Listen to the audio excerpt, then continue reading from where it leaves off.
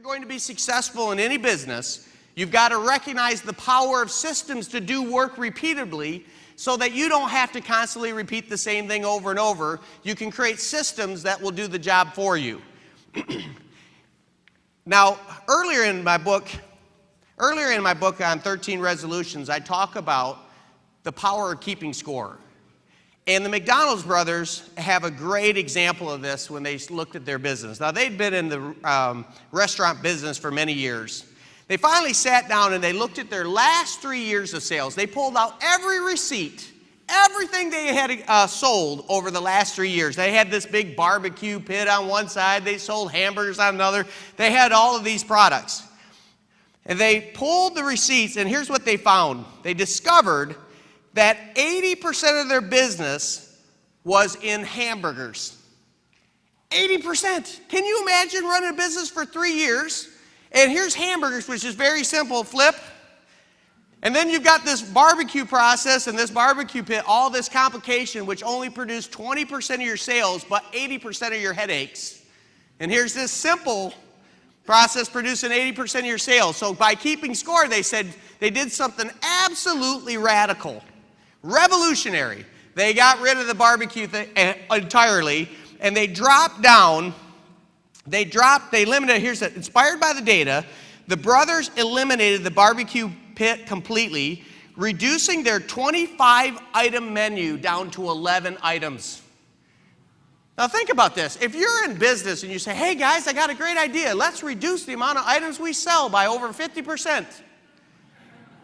You're not normally thinking, whoa, we're going to explode now. Unless you understand systems.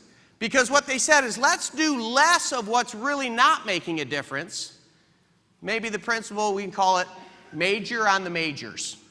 Let's do the most important things. And let's do more of the more important things. And let's do less of the less important things. So by dropping from 25 items down to 11, here's what happened. Oh, here's another point. Because they sat there and they systematized this whole thing, they literally drew it out. They took their tennis court and they made it an example of, imagine if we just did hamburgers, we could get rid of that barbecue kit, we could put all this together. And they studied the movement of every employee in their store to get this just right. And by figuring out the flow, they took their hamburger that they were selling at normally a competitive 30 cents a hamburger, and they dropped it to 15 cents. 15 cents. Now there's a saying, a very important saying for all businesses, should know this one. Sell to the masses, live with the classes. Sell to the classes, live with the masses. If you're selling Ferraris, I don't care how good a salesman you are, there's only a limited market. But what do you think the market was for 15-cent hamburgers? Well, we know the end of that story. And so they took off. Let me just explain their first year.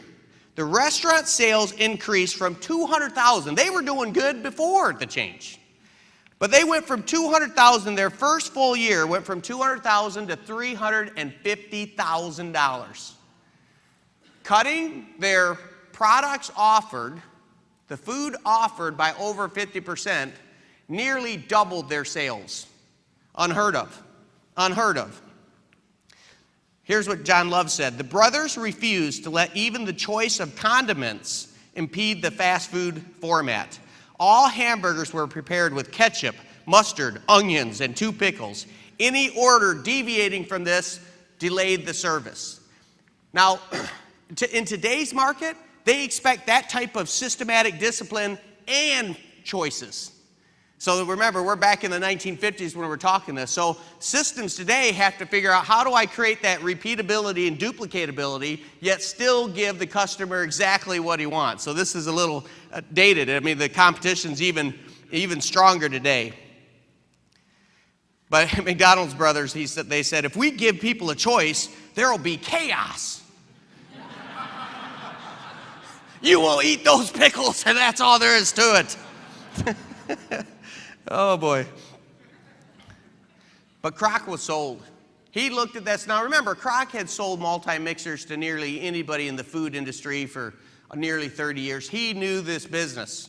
And so when he knew a winner when he saw it. Kroc understood that the business needed to be packaged more than just selling cheap hamburgers. This is the true genius, in my opinion, of Ray Kroc. Here's how Michael Gerber described it. Ray Kroc created much more than a fantastically successful business. He created a model upon which an entire generation of entrepreneurs have since built their fortunes. The franchise phenomenon. Gerber called it the business format franchise. And if you think about business, not just accomplishing a task, but creating a business system to accomplish that task over and over and over again. It's a turnkey system. You get in, you follow the McDonald's franchise business format franchise, and you produce results. And people did. See, Ray Kroc understood that he was not selling hamburgers, he was selling a business system. And whatever business you're doing, don't just think about the end product. If you're creating a business that other people can use, think about creating a business that's so turnkey that anybody with the hunger to learn can make it work, because that's essential. If the franchisee didn't believe the McDonald's system could produce profitable results, no one would purchase the franchise. Would you buy a franchise if you knew it wouldn't work? Well, of course not. But if you knew, if you knew beyond a shadow of a doubt that your business would be successful, then certainly you would invest in a business that you knew you'd produce results. And that's the key. Here's what Michael Gerber said. At that point, Ray Kroc began to look at his business as the product, and at the franchisee as his first, last, and most important customer. Are you getting that? In other words, the customer's not the first customer. Certainly we have a customer that comes up to the counter, but again, we had all these people go to McDonald's, right? How many people were served a hamburger by Ray Kroc? Nobody. And yet, if it weren't for Ray Kroc and the McDonald's brothers creating a system that was duplicatable, none of us would have ever experienced that hamburger, because he sold a business format franchise that was so good that when someone bought it, it was so successful that somebody else noticed their success, and then they bought a business format franchise. How many people are old enough to remember when the first McDonald's came into town, right? He's like, I got to go check this place out. What is this, these yellow M's here? And so it's the same type of process. Driven by the desire to buy a business, the franchisee only wanted to know one thing. Does it work? Does it work? Can you imagine someone saying, I think I want to buy a McDonald's franchise. Well, why do you want to do that? Because I've always dreamed of selling hamburgers. That probably wasn't it. Or this one. I tasted the hamburger. This is going to sell billions. Probably not. So why'd they do it? Because they were convinced it would work. That if you're creating a business format franchise, your number one assignment is to create a business model that works, that it produces results, that people can own their own business and produce results. Here's what Kroc said. The McDonald's brothers had cracked the code for high-speed, low-cost fast food service. He would complete the packaging by providing the visionary leadership and the salesmanship to make this dream a reality. Ray Kroc without Ray Kroc, there's no McDonald's system that anybody would have ever heard of. It would have just been a small town out in California. Yeah, I think I heard of them once. But Ray Kroc took it mainstream by taking the idea in one store and creating a business format franchise. That's the secret. Gerber describes Kroc's system again. Forced to create a business that worked in order to sell it, he also created a business that would work once it sold. No matter who bought it, it would work. Armed with that realization, he set about the task of creating a foolproof, predictable business. Foolproof.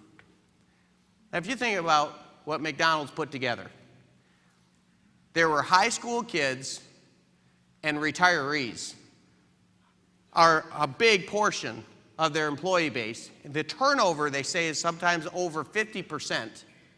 And yet they're producing a business model that works because they created a systematic, duplicatable way to produce results that would work even with that type of turnover.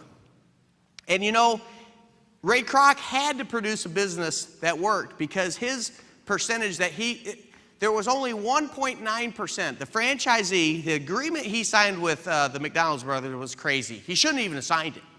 I mean, when people actually started looking at it, said, Ray, you signed a business, you agreed to expand their business, and there's a $950 sign-up fee.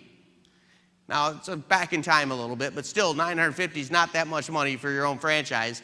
And only 1.9% of the profits, only 1.9% of the revenue was paid in to the McDonald's brothers. 0.5% of that 1.9, so about a third of that, or a fourth of that, went to the McDonald's brothers, and Ray Kroc himself only kept 1.4%. Very low margins. So when you've got very low margins like that, you better have a product that works. You better have a business format franchise that works, or you're not going to be in business too long. And he knew that, so he started working right away.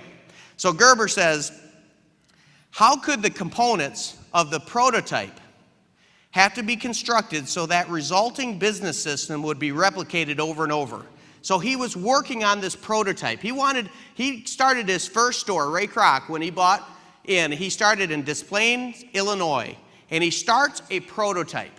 And he said, we're going to work on this store until I can produce results so good that the next store, all they have to do is duplicate what I've done here.